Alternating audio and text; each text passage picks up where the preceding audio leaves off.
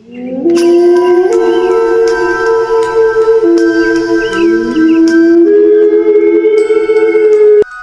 di Kecamatan Wanaraja selalu punya cara sendiri untuk membuat jalanan terasa lebih tua dari usianya. Bagi Rifki, lelaki 38 tahun yang hidupnya lebih sering dihabiskan di pasar daripada di rumah, malam bukan lagi waktu untuk istirahat. Sejak ibunya, Bu Rumyati, divonis sakit gula dan harus kontrol rutin, Rifki bekerja lebih keras dari biasanya. Sebagai penarik gerobak barang, ia rela mengangkat beras puluhan kilo, memindah karung bawang yang menusuk hidung, hingga menata peti sayur yang basah dan licin. Hari itu, hujan turun sebentar sore tadi, meninggalkan aroma tanah basah yang menempel di udara. Rifki baru selesai mengantar tumpukan karung ke pedagang sayuran terakhir di sisi pasar. Tubuhnya pegal, bajunya lembab, tetapi ia masih harus menempuh perjalanan pulang menuju desa Cikalapa. Jaraknya tidak jauh, namun malam seringkali memanjangkan segala rasa lelah. Ia menstarter motor tuanya, motor peninggalan almarhum ayahnya. Mesin tua itu selalu membutuhkan 2 atau 3 kali tendangan pedal sebelum mau menyala. Begitu hidup, suara knalpotnya seperti batuk orang sepuh, berat namun setia. Biasanya, Rifki akan mengambil jalan utama yang memutar sedikit, tapi malam ini ia ingin cepat sampai rumah.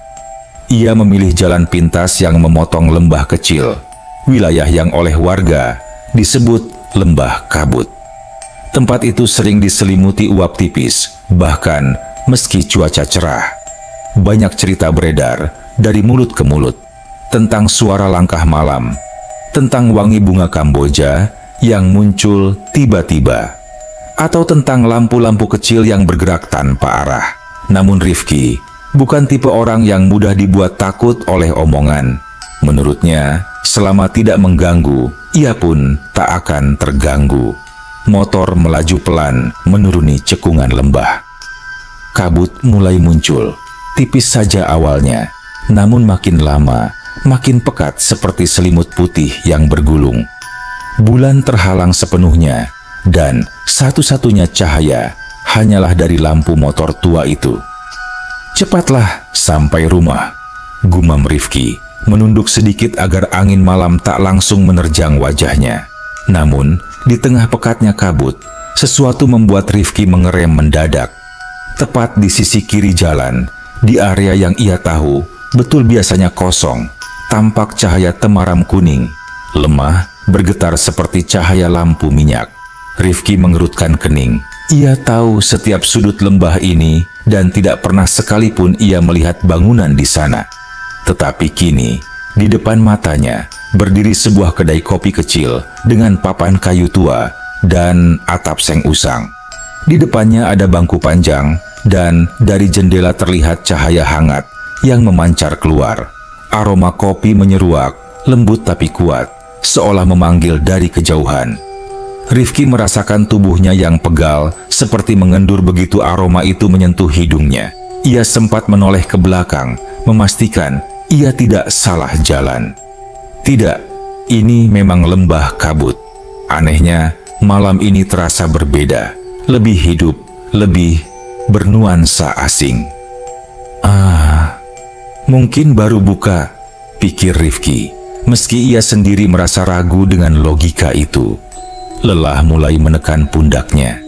Ia tidak makan sejak sore, dan tenggorokannya kering. Akhirnya ia memutuskan berhenti. Motor ia sandarkan pada batu besar. Kabut di sekitar kedai terasa lebih tipis, seolah cahaya temaram dari lampu minyak itu membelah udara lembab. Begitu Rifki melangkah ke dalam, hangat ruangan langsung memeluk tubuhnya. Kedai itu kecil, cukup untuk 5 atau 6 orang saja. Dindingnya terbuat dari papan tua, lantainya semen kasar, dan di pojok ruangan terdapat rak kecil berisi gelas-gelas enamel. "Selamat malam, Nak. Capek kerja ya?" Suara itu datang dari balik meja kecil. Rifki hampir tersentak, bukan karena takut, tetapi karena suara itu begitu teduh. Di sana, berdiri seorang kakek tua, kulitnya keriput, namun matanya jernih, memancarkan ketenangan yang sulit dijelaskan. Rambut putihnya diikat rapi, dan ia mengenakan baju lurik yang sudah memudar warnanya. "Saya Mbah Samto," katanya sambil tersenyum. "Mampir saja, kopi hangat bisa bikin badanmu enteng." Rifki menelan ludah. Kata-katanya sederhana, namun terasa tepat, seolah sang kakek tahu beban yang sedang ia pikul.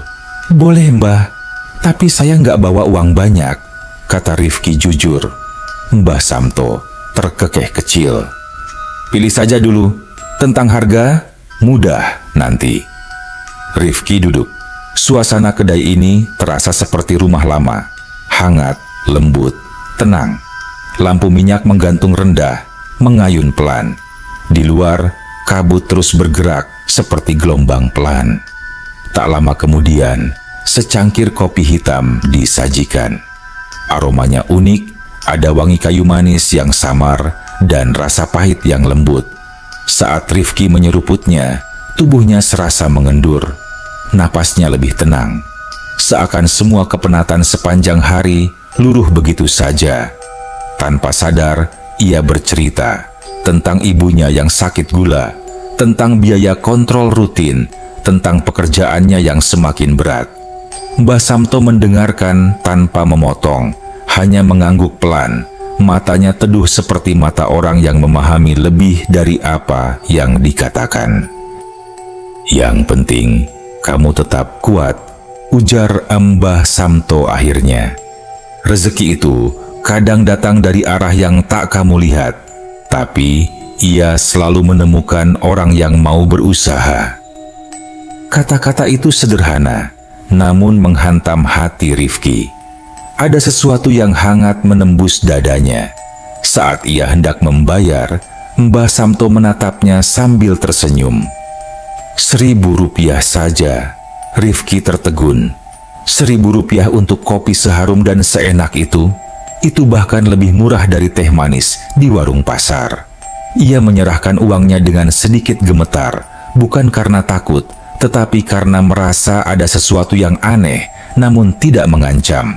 Justru hangat, ramah, dan sulit dijelaskan dengan logika. Ketika keluar dari kedai, kabut terasa lebih ringan. Motor tuanya menyala dalam sekali tendang, hal yang jarang terjadi. Di perjalanan pulang, Rifki beberapa kali menoleh ke belakang. Namun begitu ia sudah agak jauh, cahaya kedai itu tampak meredup, lalu hilang, seperti ditelan kabut. Rifki terdiam. "Baru buka kali," gumamnya. Meski bagian dalam dirinya tidak sepenuhnya percaya, rumahnya tidak jauh lagi. Namun malam itu, untuk pertama kali dalam waktu yang lama, Rifki pulang dengan hati yang lebih ringan. Pagi di desa Cikalapa biasanya dimulai dengan suara ayam tetangga yang tak pernah tepat waktu. Kadang berkokok sejak pukul 3 dini hari, kadang malah diam sampai matahari muncul. Namun pagi ini terasa berbeda bagi Bu Rumyati. Ia bangun dengan rasa heran, bukan karena kokokan ayam, tetapi karena mendengar suara piring beradu di dapur. "Loh, ada siapa itu pagi-pagi begini?" gumamnya pelan.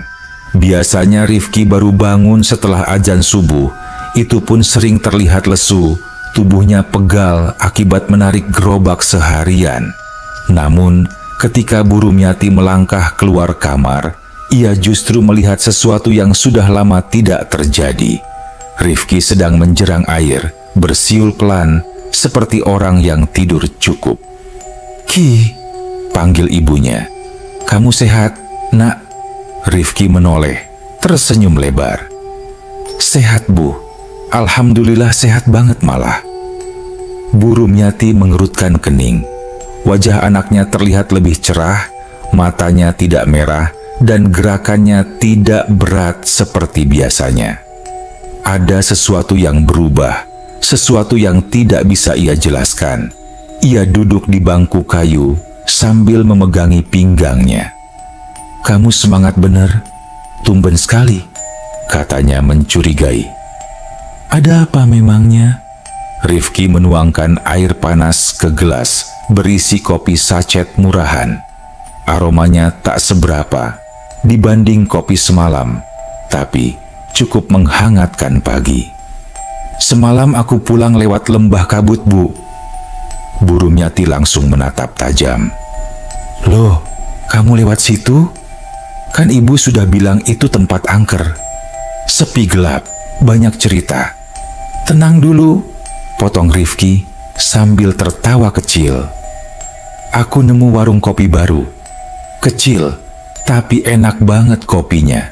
Namanya Kedai Mbah Samto." Bu Rumyati membeku sesaat. Ia mengusap dada pelan, mencoba mengingat sesuatu. "Warung kopi di lembah kabut?" tanyanya pelan, hampir berbisik. Itu tempat kosong, Ki. Dari dulu nggak ada bangunan apa-apa. Mau bikin warung pun nggak ada yang berani." Rifki sempat ingin menjelaskan detailnya. Lampu minyak, aroma kopi kayu manis, senyum Mbah Samto, tapi ia menahan diri. Mungkin ibunya hanya tidak tahu karena jarang keluar rumah. Lagi pula terlalu aneh kalau ia bilang warung itu entah kenapa benar-benar terasa seperti muncul begitu saja dari kabut. Ia kemudian bersiap berangkat kerja. Sambil memakai jaket, ia berkata, "Pokoknya kopinya enak banget, Bu. Besok tak belikan ibu kalau lewat sana lagi." "Jangan aneh-aneh, Ki," desis Bu Rumyati. Namun dalam hati ia menyimpan kecemasan yang sulit dijelaskan. Hari itu pasar Wanaraja tampak lebih sibuk dari biasanya. Aroma bawang, cuka, dan tanah basah bercampur menjadi satu. Para pedagang sibuk menurunkan barang dagangan dari mobil pick-up, sementara para penarik gerobak, termasuk Rifki, berebut pelanggan. Namun, ada sesuatu yang mengejutkan. Rifki, yang biasanya paling lambat mengambil pekerjaan, hari ini bergerak cepat. Tubuhnya terasa enteng. Bahkan gerobak yang biasanya ia tarik dengan susah payah, kini terasa lebih ringan. "Wah, Ki, kamu kok tumben cekatan begini?" tanya Kang Oyon, sesama penarik gerobak. Rifki terkekeh. "Nggak tahu, Yon. Badan rasanya enak saja. Mungkin gara-gara kopi semalam." "Kopi macam apa itu? Bikin kuat gitu?" "Ya kopi biasa, tapi enak banget." Kang Oyon mengusap dagunya. "Warung mana? Kok saya nggak pernah dengar?" Rifki menjawab sejujurnya, "Di lembah kabut." Seketika wajah Kang Oyon berubah. Kamu kalau ngomong yang benar. Lembah kabut itu mana ada warung? Itu tempat yang kalau malam lewat saja, bulu kuduk berdiri." Rifki mengangkat bahu, tidak ingin berdebat. "Ya ada, aku mampir sendiri kok." Ia lalu melanjutkan pekerjaannya. Sepanjang hari, Rifki membawa banyak muatan. Aneh, tidak ada lelah yang biasanya menekan pundak dan punggungnya. Bahkan, beberapa pedagang yang biasanya pelit, kali ini memberi tips tambahan. Sekitar siang, pedagang sembako bernama Pak Warto menepuk bahu Rifki. "Ki, ini tadi kamu bantu saya geser karung-karung itu cepat sekali. Nih, buat kamu."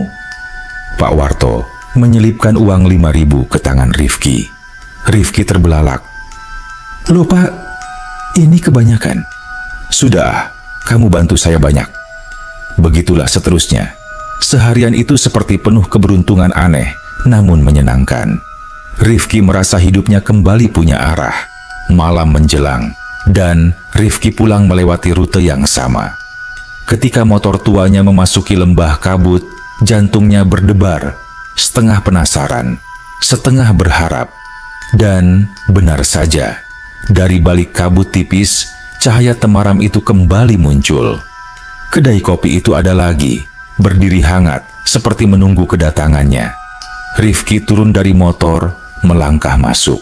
aroma kopi menyambutnya lebih kuat daripada kemarin. Di dalam, Mbah Samto sudah duduk menunggu sambil membersihkan gelas enamel. "Amu mampir lagi, Nak Rifki," sapa Mbah Samto dengan sorot mata ramah. Rifki tak bisa menahan senyum. Ia merasa seperti pulang ke suatu tempat yang ia kenal sejak lama, padahal baru 2 malam mampir. "Capek kerja, Mbah, mau ngopi lagi?" "Kopi itu bukan sekadar minuman," ujar Mbah Samto sambil menuang air panas. Kadang ia jadi jalan yang menuntun orang ke tempat yang seharusnya. Rifki tak paham maksudnya, tapi ia menikmati kehangatan kata-kata itu.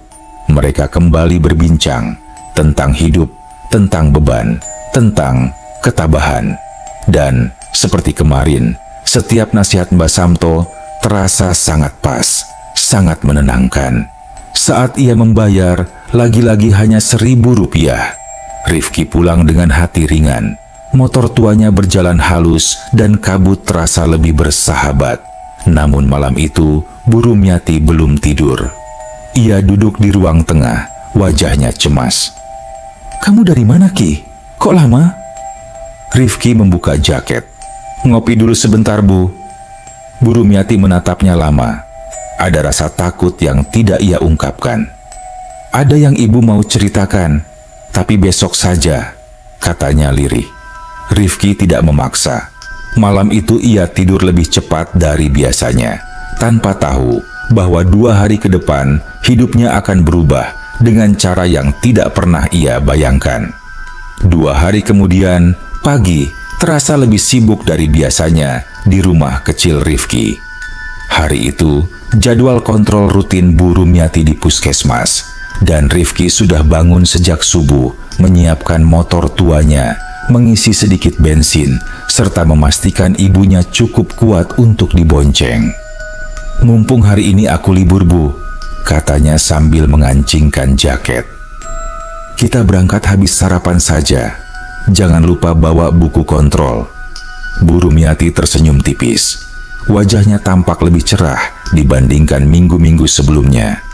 Entah karena Rifki yang akhir-akhir ini berubah, lebih semangat, lebih ringan sikapnya, atau karena suasana rumah yang terasa lebih hidup setelah sekian lama muram. Namun di balik senyumnya, ada sesuatu yang ia sembunyikan. Rasa tidak nyaman yang datang tiap kali mendengar nama lembah kabut dan warung kopi dalam satu kalimat. Ia tidak ingin menakut-nakuti anaknya, tetapi juga tidak bisa menghilangkan firasat buruk yang sejak dulu ia dengar dari cerita para tetua desa. Setelah sarapan singkat, mereka berangkat. Jalanan masih agak basah, sisa hujan semalam. Udara pagi mengantar bau tanah lembab bercampur aroma dedaunan yang basah. Rifki memacu motor pelan, tidak ingin mengguncang ibunya. "Pelan-pelan saja ya, Ki," kata Bu Rumiati sambil memegang pinggang anaknya. "Iya, Bu, kita santai saja." Ketika motor menurun memasuki kawasan lembah kabut, Bu Rumiati menegang. Tangannya mencengkeram jaket Rifki lebih erat. Rifki menoleh sedikit. "Kenapa, Bu? Dingin?" "Bukan, cuma Ibu ingat tempat ini sejak dulu memang aneh." Rifki tersenyum kecil. "Aneh gimana? Lah ini cuman lembah, paling kabutnya saja yang tebal." Namun tidak sampai 10 detik kemudian, ketika Rifki menatap ke arah kiri, ke tempat di mana kedai Mbah Samto biasa berdiri, senyumnya hilang. Tidak ada apa-apa, hanya tanah kosong, hanya ilalang yang bergerak pelan diterpa angin. Tidak ada cahaya temaram, tidak ada papan kayu, tidak ada bangku panjang, tidak ada jendela kecil dengan lampu minyak yang berayun. Tidak ada tanda sedikit pun bahwa di situ pernah ada bangunan. Padahal Rifki yakin benar bahwa ia melihat kedai itu 2 kali berturut-turut. Ia bahkan sempat memerhatikan detil papan dindingnya, rak gelas, aroma kayu manis, dan suara ketukan sendok Mbah Samto pada gelas enamel. "Bu, Rifki memperlambat motor. Warungnya hilang. Warung apa, Ki? Bu Rumiati bertanya pelan, suaranya gemetar. Warung Mbah Samto. Itu loh yang aku ceritakan. Kedai kopi kecil harusnya ada di sana. Bu Rumiati menarik napas panjang, seolah sudah menebak sesuatu sejak awal. Kamu dengarkan ibu baik-baik. Dari dulu, dari zaman mbah-mbah kita, di lembah kabut itu memang tidak pernah ada bangunan berdiri. Pernah dulu, seseorang coba bikin gubuk kecil, tapi besoknya roboh sendiri. Ada yang bilang tanahnya tidak menerima. Ada yang bilang lembah ini ditunggu sesuatu. Rifki merinding. Motor melambat tanpa ia sadari.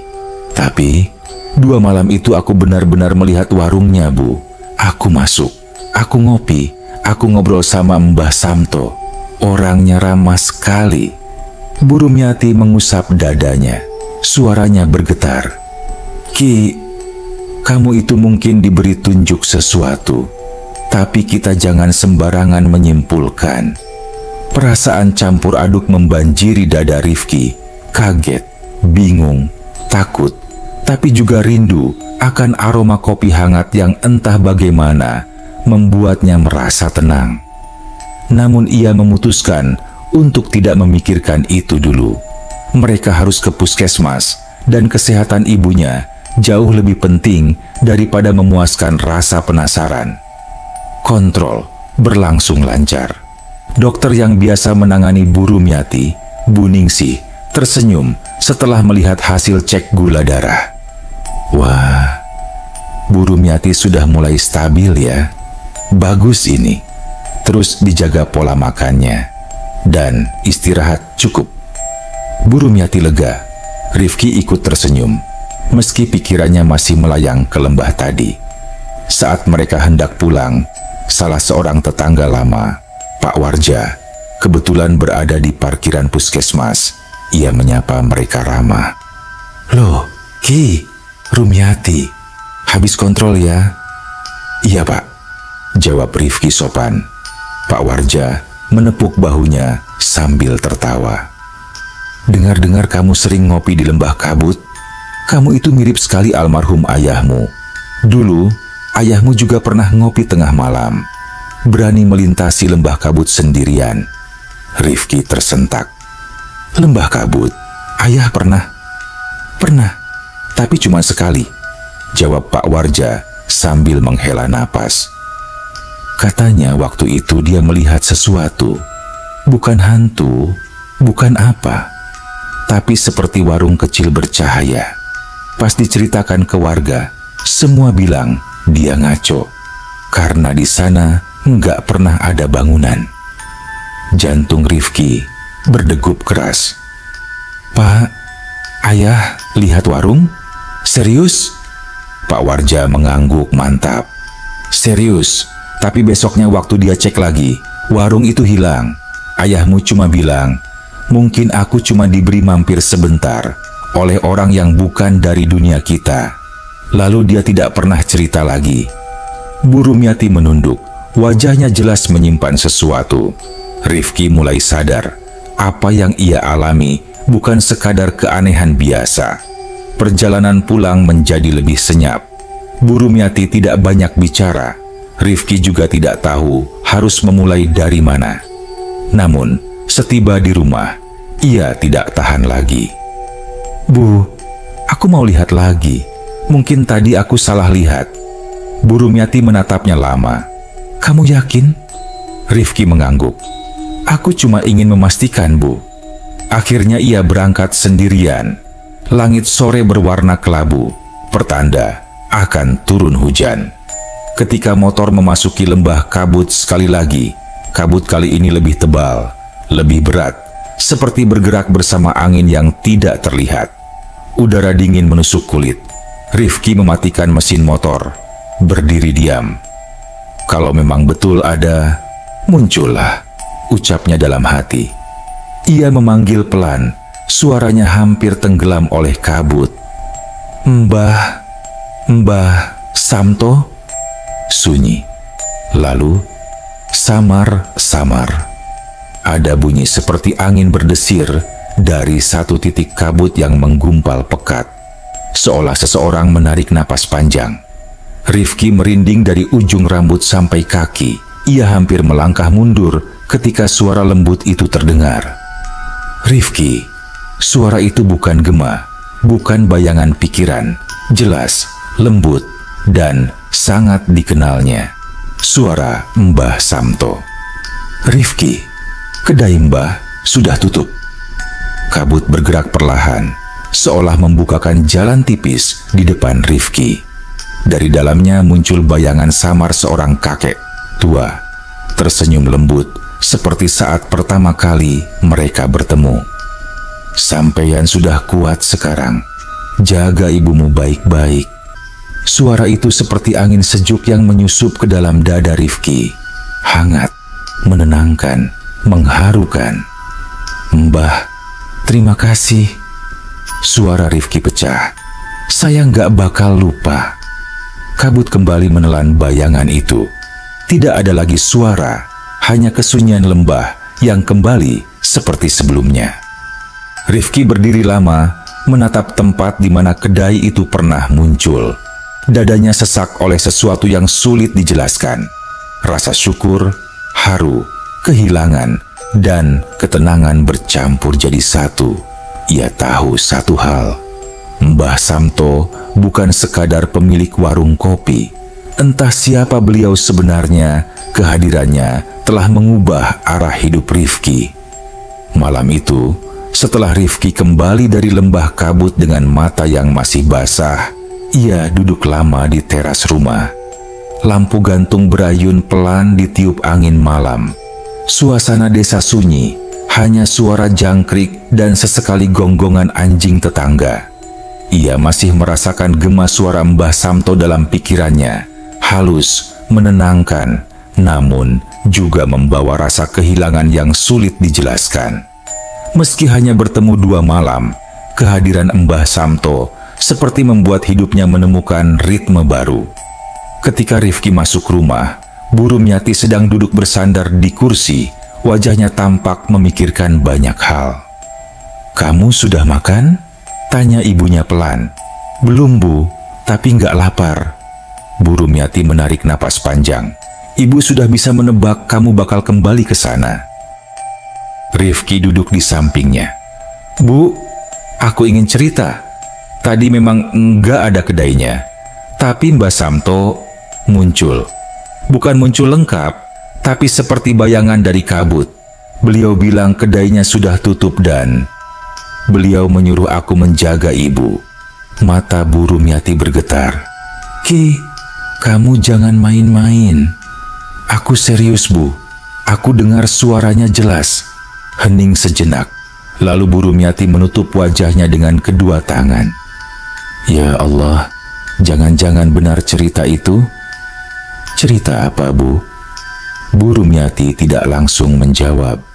Ia terdiam lama, seolah sedang memilah mana bagian cerita yang aman untuk disampaikan kepada anaknya. Sampai akhirnya, ia berkata lirih, "Dulu, waktu ayahmu masih hidup, dia pernah cerita hal yang sama. Katanya warung kopi itu muncul di malam ketika dia sedang putus asa. Dan setelah warung itu menghilang, hidup kita tiba-tiba berubah jadi lebih baik. Ayahmu dapat pekerjaan yang layak setelahnya. Tapi dia selalu bilang, warung itu cuma muncul untuk orang yang butuh tunjuk jalan." Rifki menelan ludah. Dadanya penuh rasa aneh, antara haru dan takut. "Bu, berarti Mbah Samto memang bukan orang biasa?" "Aku tidak tahu, Ki. Tapi kadang pertolongan itu datang dari arah yang tidak bisa kita pahami. Tugas kita cuma menerima dengan baik." Rifki menunduk. Untuk pertama kalinya, ia merasa dunia ini jauh lebih luas daripada apa yang bisa dijangkau logika. Keesokan harinya di pasar, sesuatu yang lebih aneh terjadi. Rifki bangun dengan energi yang luar biasa. Tubuhnya tidak pegal, bahkan terasa lebih kuat dari biasanya. Ketika ia menarik gerobak, roda-rodanya terasa ringan. Para pedagang memanggilnya dari berbagai arah. "Ki, bantu angkut tomatku. Ki, sini tolong pindah karung beras. Ki, kamu cepat sekali hari ini." Rifki tersenyum tanpa merasa lelah. Bahkan Pak Warto, pedagang sembako yang terkenal pelit, menepuk bahunya dan berkata, "Kamu itu rezekimu lagi bagus, Ki. Kalau begini terus, bisa lebih kaya dari saya nanti." Rifki terkekeh. Namun di balik tawa itu, ia tahu semua perubahan ini bermula dari kedai kopi yang tak bisa dijelaskan keberadaannya. Menjelang siang, Rifki berhenti sebentar di dekat gerobak Kang Oyon. Temannya itu mengamati Rifki dengan tatapan heran. "Ki, aku nggak enak ngomong, tapi kamu ini akhir-akhir kelihatan beda, lebih enteng, lebih cerah wajahmu. Kamu habis minum jamu khusus atau apa?" "Nggak ada jamu-jamuan," jawab Rifki sambil tersenyum. "Cuman ngopi." "Ah iya, ngopi di warung gaib itu?"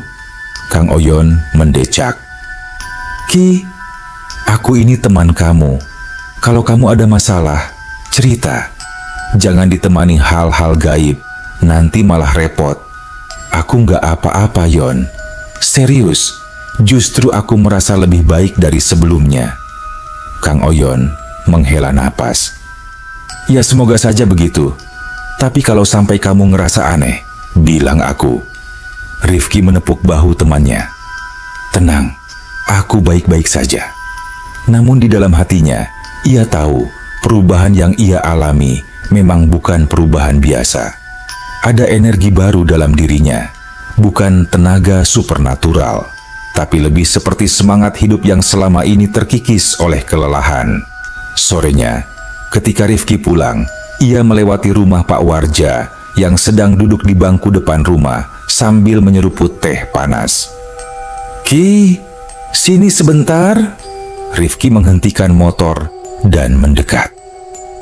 "Kemarin kamu tanya soal ayahmu ya?" tanya Pak Warja sambil mengusap kumisnya. "Iya Pak, saya penasaran." Pak Warja mengangguk pelan. "Dulu ayahmu pernah cerita bahwa orang yang menjaga warung itu bukan orang sembarangan. Ada yang bilang beliau penjaga lembah, ada yang bilang beliau arwah orang tua yang tugasnya menuntun orang tersesat. Tapi ayahmu pernah mengatakan satu hal yang sampai sekarang saya ingat." "Apa itu Pak?" "Katanya, orang itu cuma menampakkan diri pada mereka yang hatinya hampir menyerah." Rifki terdiam. Kata-kata itu terasa seperti menyentuh luka lama di dadanya.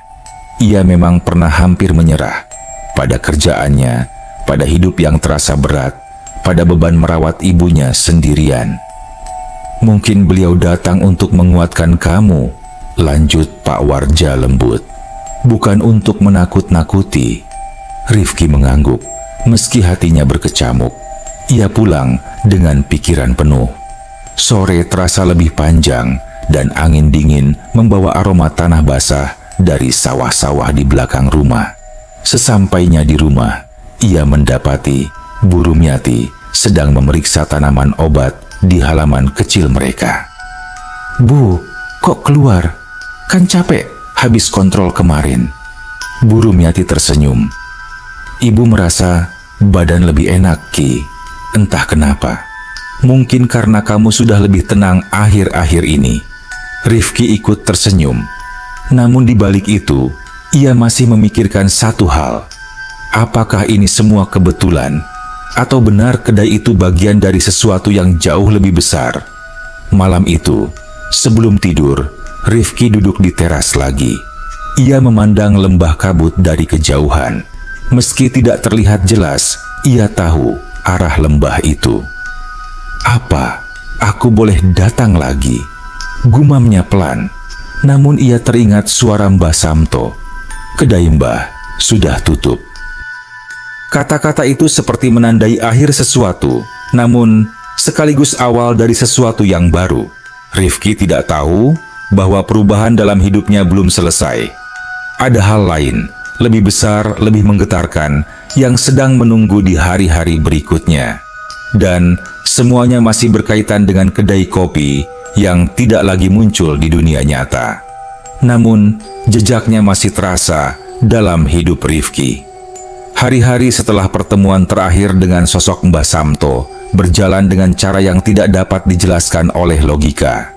Rifki merasakan hidupnya seperti bergerak dengan ritme baru, lebih ringan, lebih lancar, seolah beban yang selama ini menggantung di pundaknya perlahan terurai.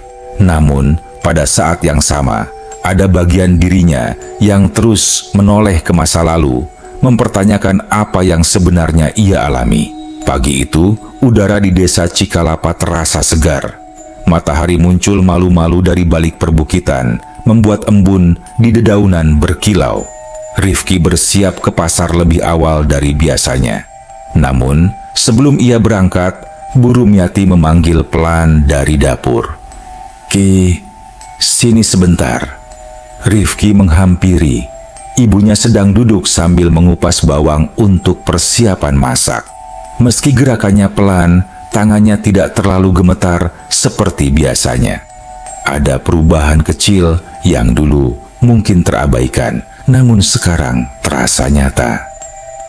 "Bu merasa lebih enak?" tanya Rifki. Bu Rumyati tersenyum lembut. "Iya Ki, badan ibu terasa ringan. Mungkin obatnya cocok, atau mungkin kamu yang bawa energi baik akhir-akhir ini." Rifki terkekeh. "Mungkin efek kopi Mbah Samto, Bu." Bu Rumyati terdiam sesaat, lalu berkata lirih, "Kalau memang beliau itu bukan orang sembarangan, kamu harus bersyukur, Ki. Tidak semua orang dapat kesempatan seperti itu." Rifki mengangguk dengan hati yang mendadak hangat. Ia sudah memahami itu, meski sebagian dirinya masih takut untuk mengakui bahwa ia telah berjumpa dengan sesuatu yang melampaui batas dunia. Pasar pagi itu lebih ramai dari biasanya. Musim panen sayur membuat banyak pedagang luar desa berdatangan. Suasana penuh suara, percakapan pedagang, suara gerobak, dan ayam yang berkeliaran tanpa arah. Namun di tengah keramaian itu, para pedagang mulai memperhatikan sesuatu yang berbeda pada Rifki. "Kang Rifki, sampeyan kok kuat banget akhir-akhir ini?" celetuk seorang pedagang cabai. "Iya Ki," sambung pedagang lain. "Baru naruh 2 karung saja kamu sudah balik lagi. Biasanya ngos-ngosan dulu." Rifki hanya tersenyum malu.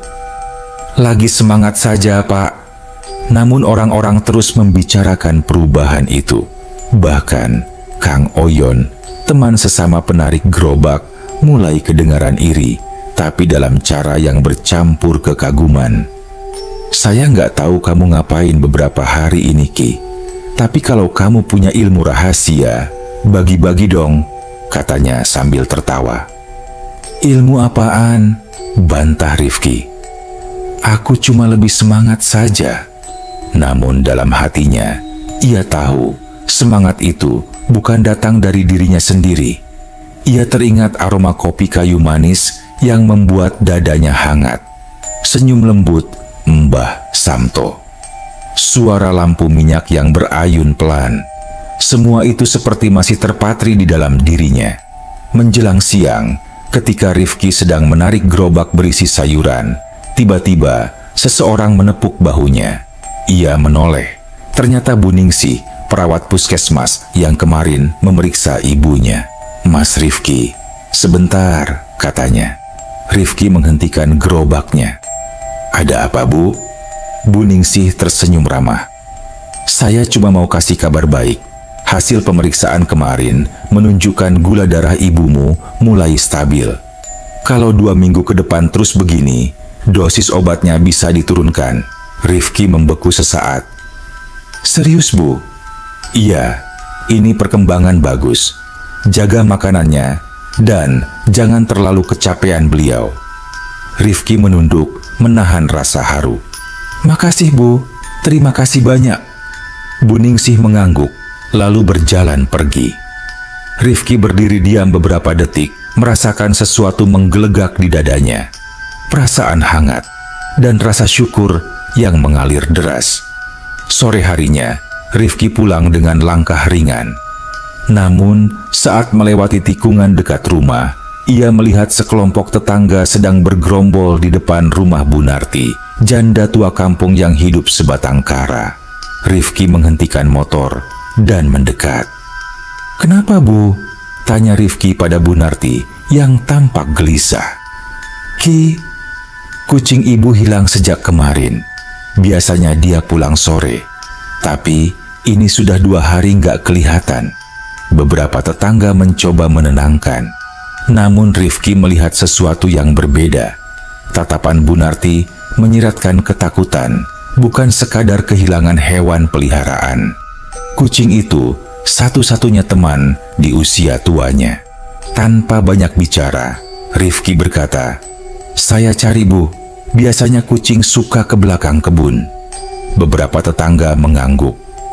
"Ya Ki, tolong lihatkan, Ibu Narti sudah 2 hari nggak makan." Rifki langsung menuju pinggir kebun. Matahari hampir terbenam, membuat bayangan pohon memanjang.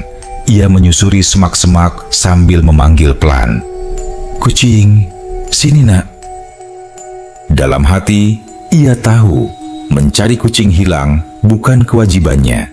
Tapi entah kenapa, ia merasa harus melakukannya. Mungkin karena sejak pertemuannya dengan Mbah Samto, hatinya terasa lebih peka terhadap sesama. Ia tidak ingin melihat orang lain terluka, terutama orang tua. Dan benar saja, di balik rumpun bambu terdengar suara pelan. Rifki mendekat dan menemukan kucing itu terjebak di antara akar dan batu. Kakinya tersangkut. Hewan itu mengeong lemah. "Itu dia. Sini nak." Dengan hati-hati Rifki mengangkat kucing itu. Meski takut, ia berhasil melepaskan kaki kecil itu dari celah akar. Kucing itu langsung menempel pada dadanya, seakan tahu ia sedang diselamatkan. Ketika Rifki membawa pulang kucing itu, Bu Narti langsung menangis terseduh. "Ya Allah, terima kasih Ki. Ibu bingung mau bagaimana." Rifki hanya tersenyum. "Enggak apa-apa Bu, yang penting ketemu." Tetangga yang lain ikut mengusap mata. Bu Rumiati yang melihat dari kejauhan hanya diam sambil menatap anaknya dengan bangga. Saat Rifki masuk rumah, ibunya berkata, "Kamu itu benar-benar mirip ayahmu waktu muda Ki." "Mirip bagaimana Bu?" "Punya hati yang lembut dan sering dapat pertolongan dari tempat yang tidak kamu sangka." Kalimat itu membuat Rifki terdiam lama. Malam harinya, Rifki duduk di teras seorang diri. Angin malam membawa aroma padi dan tanah basah. Dari kejauhan, arah lembah kabut terlihat gelap pekat. Tidak ada cahaya apapun. Namun, entah mengapa, Rifki merasakan sesuatu. Seolah ada kehangatan samar datang dari arah lembah itu. Bukan cahaya, bukan suara, hanya perasaan halus bahwa seseorang di sana sedang memperhatikannya dengan kasih sayang. "Terima kasih Mbah," gumamnya pelan. Kabut di kejauhan bergeser sedikit, seolah menjawab sapaan itu. Rasa damai menyelimuti dada Rifki, namun ia belum tahu bahwa perubahan ini masih menyimpan satu peristiwa besar yang akan benar-benar meneguhkan bahwa kedai kecil itu bukan sekadar halusinasi, melainkan campur tangan dari dunia yang tidak terlihat, demi mengarahkan hidup seseorang kembali ke jalan yang lebih terang. Beberapa hari setelah kejadian kucing Bu Narti, kehidupan Rifki berjalan lebih stabil daripada sebelumnya. Penghasilannya meningkat, ibunya tampak lebih sehat, dan tetangga-tetangga mulai memperhatikan perubahan positif pada dirinya. Namun, ada sesuatu yang terus mengambang di pikiran Rifki, seperti kabut lembah, sebuah rasa penasaran, mungkin juga kerinduan. Malam-malam yang biasanya terasa berat, kini berubah menjadi waktu merenung. Setiap malam, Rifki duduk di teras, memandang jauh ke arah lembah kabut. Walaupun gelap, ia merasa lembah itu menyimpan sesuatu yang hanya bisa dilihat oleh hati yang pernah disentuh keajaiban. Suatu malam, angin bertiup lebih dingin dari biasanya. Suara bambu yang bergesekan terdengar seperti bisikan lembut. Bu Rumiati sedang tidur, dan rumah dalam keadaan senyap ketika Rifki tiba-tiba merasakan dorongan halus di dadanya, seperti panggilan yang tidak bersuara. Ia berdiri dari kursi dan menatap lembah itu lama. Entah kenapa malam itu terasa berbeda. Seolah-olah ada sesuatu yang menunggu atau berpamitan. Tanpa berpikir panjang, Rifki mengenakan jaket dan mengambil helm. Motor tuanya, meski tua, kini bisa menyala dalam sekali tendang, hal yang selalu membuatnya tersenyum kecil. Ia berangkat, membiarkan angin malam membelah kulit wajahnya. Desa Cikalapa sudah tidur, hanya beberapa lampu teras yang masih menyala. Ketika jalan mulai menurun ke arah lembah, kabut mulai muncul pelan-pelan, seperti tirai tipis yang digeser. Rifki memperlambat motor, lalu berhenti tepat di titik di mana kedai itu pertama kali ia lihat. Kabut menggulung pelan. Hening menyelimuti udara, tapi tidak ada cahaya temaram, tidak ada aroma kopi, tidak ada lampu minyak, hanya kesunyian lembah yang menelan segala suara. Rifki berdiri diam, membiarkan kabut menyentuh kulit wajahnya seperti tangan dingin yang ramah. "Mbah, kalau jenengan masih ada, aku cuma mau bilang terima kasih," gumamnya pelan. Tidak ada jawaban. Namun tiba-tiba, aroma kayu manis samar mengalir perlahan lewat angin. Bukan kuat, bukan pekat, hanya sentuhan halus. Cukup untuk membuat Rifki menutup mata dan menarik napas panjang. Saat ia membuka mata, kabut di depannya tampak berputar pelan. Bentuknya tidak jelas, namun seperti menyerupai siluet seorang kakek tua berdiri tegak. Tidak tampak nyata, namun juga bukan imajinasi. Suara lembut kemudian terdengar, sangat pelan, lebih seperti gema dari tempat yang jauh. "Rifki, hidupmu sudah menemukan jalannya." Rifki menggigit bibir, menahan getaran di dadanya.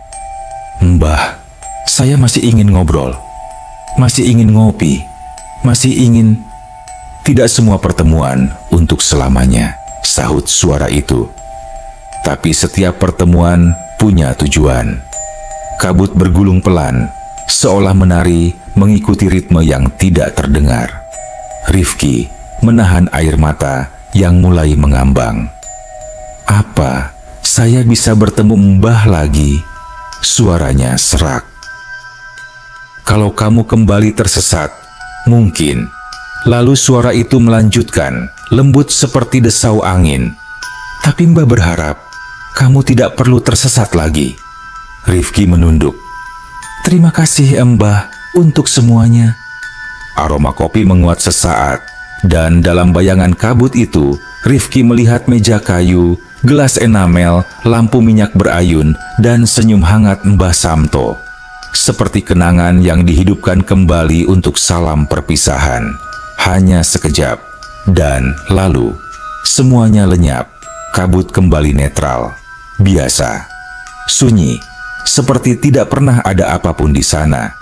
Rifki berdiri lama, membiarkan perasaan itu menyelinap jauh ke dalam hatinya. Tidak ada lagi ketakutan, hanya rasa damai dan syukur yang sulit dijelaskan. Setelah beberapa menit, ia kembali naik ke motor dan pulang. Esok paginya, Bu Rumiati bangun lebih awal.